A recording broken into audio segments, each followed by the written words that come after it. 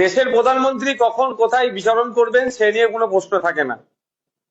পশ্চিমবাংলায় আসছেন, পশ্চিমবাংলা তারা নতুন সরকার গঠন করেছে, কিন্তু মণিপুরে তিনি যেতে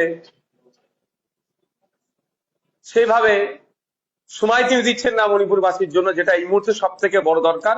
ভারতবর্ষে যে কটা অঙ্গরাজ্য আছে, মণিপুর সব থেকে সংকটময় অবস্থায় চলছে। আমার তো মনে হয় ওখানে গিয়ে এই যোগাটা করলে হয়তো আরো বেশি কাজে দিত।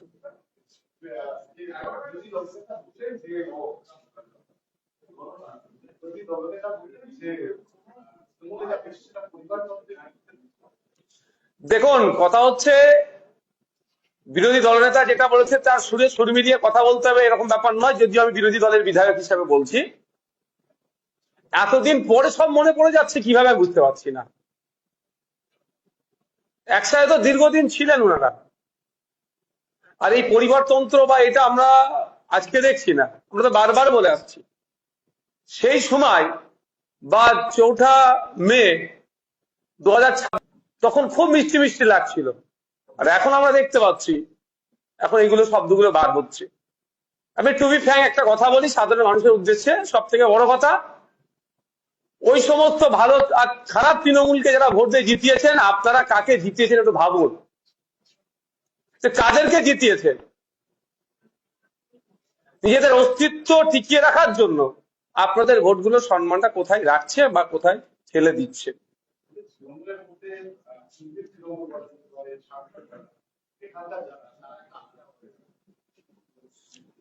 দেখুন, কে কোন গ্রুপে যাবে সেটা আমি ডিসাইড করে দিতে পারি না, এটা তাদের সম্পূর্ণ ব্যক্তিগত মতামতের উপর নির্ভর করছে। তবে আমি একটা কথা বলতে পারি, আমি ওই বেশি তাত্ত্বিক কথা আমি জানিও না বা বলিও না।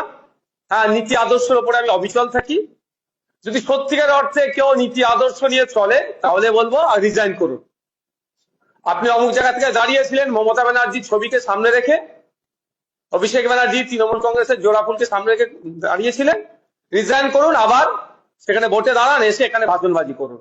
হ্যাঁ, আমি নওশাদ সিদ্দিকী এখানে বসে আছি আমাদের সিম্বলকে সামনে রেখে মানুষের আশীর্বাদ নিয়ে। মমতা ব্যানার্জির ছটিও আমাদেরকে দেখাতে হয়নি। স্বার্থে তারা কি কাজ করবে? নিজের স্বার্থের জন্য হয়েছে। আমি এখানে তৃণমূলের হয়ে পালিত করতে আসছি না, কারণ তৃণমূলের ভবিষ্যৎ অনেক আগে আমি বলেছিলাম, যেদিন ক্ষমতাচ্যুত হবে তার পরের দিনে পতাকা বাঁধার লোক পাওয়া যাবে না। আর আপনারা দেখুন, আমাকে একটা জায়গা দেখান এই আজকে 1.5 মাস পার হতে যাচ্ছে, নতুন করে তৃণমূলের ঝান্ডা 1.5 মাসে কোথাও লাগাতে পেরেছে? 15 বছরের কথা কিছুক্ষণ আগেই বললেন যে 15 বছর গণতন্ত্র ছিল না, 15 বছর কিছুই হয়নি। ইতিমধ্যে 15 বছর নিজে ঘুরিয়েছিলেন। দেখুন, আমি ব্যক্তিগত কাউকে আক্রমণে যাব না, আমি শুধু একটা কথা বলবো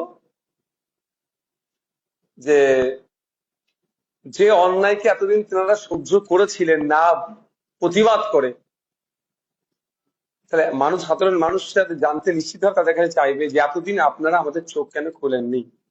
নিশ্চিতভাবে সেখান থেকে আপনারা সুযোগ সুবিধাগুলো পাচ্ছিলেন, এখন ওই এন্ড থেকে সুযোগ সুবিধাগুলো হয়তো পাচ্ছেন না সেইভাবে, বা পাবেন না, কারণ আপনারা স্বাধীনতার স্বাদ পাচ্ছি দলে থেকে যারা বলেছে তাতে তৃণমূলের, তাদেরকে যদি দাঁড় করানো হয় নতুন করে, একটাও জিতে আসতে বিধানসভায় পারবে, এটা আমি চ্যালেঞ্জ করে বলছি।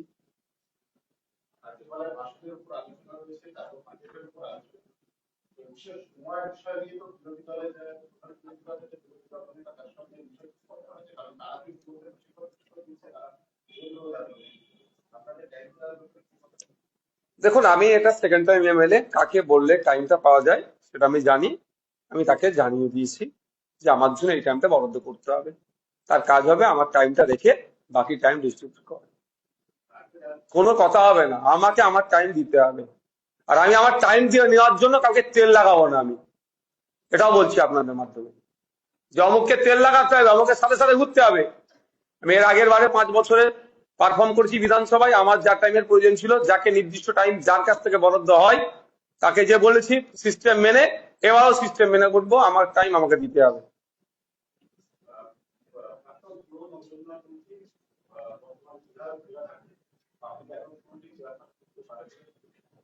যখন হবে প্রতিক্রিয়া দেব, এখন তো হচ্ছে না, ঘোষণা হয়নি তো।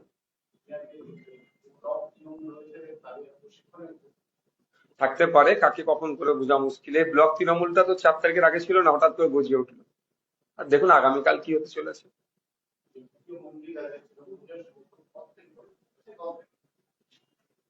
এরকম ভাবে অনেকের করবে, তৃণমূলের কাছ থেকে গুছিয়ে কাছে কামিয়ে নিয়ে এবার একটু নিজেকে ভালো রাখতে চাইছে। তবে হয়তো জ্যোতিপ্রিয় বাবু বিজেপি, সরি, তৃণমূল ছেড়ে দিয়ে বিজেপির নজরে, হয়তো প্রশাসনের নজরে একটু বকলমে সেন্ট্রাল বিজেপি যে এগুলো আমার ভালো, তৃণমূল একে ডিস্টার্ব করা যাবে না, করতে পারে, কিন্তু বাইরে বার হতে হবে, এতটুকু বলে দিচ্ছি। যারা রেশন চুরি করেছে, যা চুরি করেছে, বাংলার মানুষ গণতান্ত্রিক প্রক্রিয়ায় জবাব দেবে। যারা যেখানেই নাম লিখাক না কেন, অন্যায় করে বেরিয়েছে, এখন ভারত তৃণমূলের দলে নাম লিখাবো, বিজেপির দলে নাম লিখিয়ে দেবো, কি ভাবছে? হতে পারে প্রশাসন তাদেরকে ছেড়ে দেবে, বাংলার মানুষ ছাড়বে নাকি? দীর্ঘদিন অত্যাচারিত হয়েছে তৃণমূলের হাতে। আজকে ভালো তৃণমূল সেজে মিডিয়ার সামনে বসে একটু মেকআপ করে বড় বড় ভাষণবাজি দিলে মানুষের মনে যে ক্ষত আছে সেগুলো মুছে যাবে? অত সহজ নয়। দিনের শেষে গণতন্ত্রের শেষ কথা বলে মানুষ, তবে গণতান্ত্রিক প্রক্রিয়ায় মানুষ জবাব দেবে। সে জ্যোতিপ্রিয় বাবু হতে পারে, আর ভালো তৃণমূলের নাম লেখানো নেতারাও হতে পারে।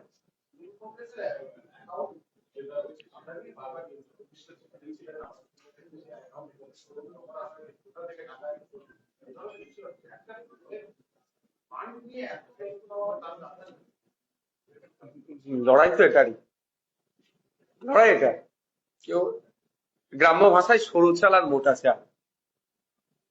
একজন মানুষ সকালবেলা উঠে কলকাতায় আসছে, সারাদিন হাড় ভাঙা খাটুনি করার পরে বাড়ি ফিরে যাচ্ছে, মাস গেলে 6,000 টাকা মাইনে, 6,500 টাকা, 7,000 টাকা মাইনে।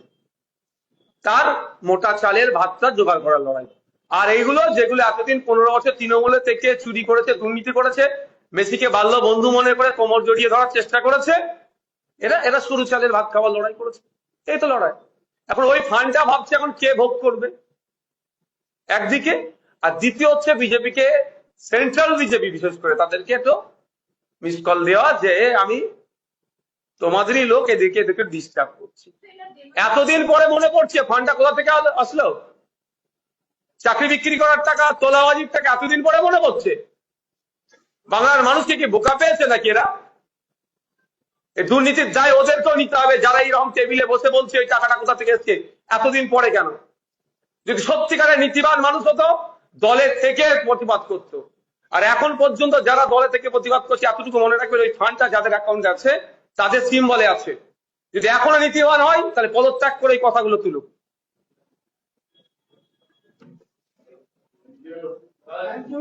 হেডলাইন হয়ে গেছে।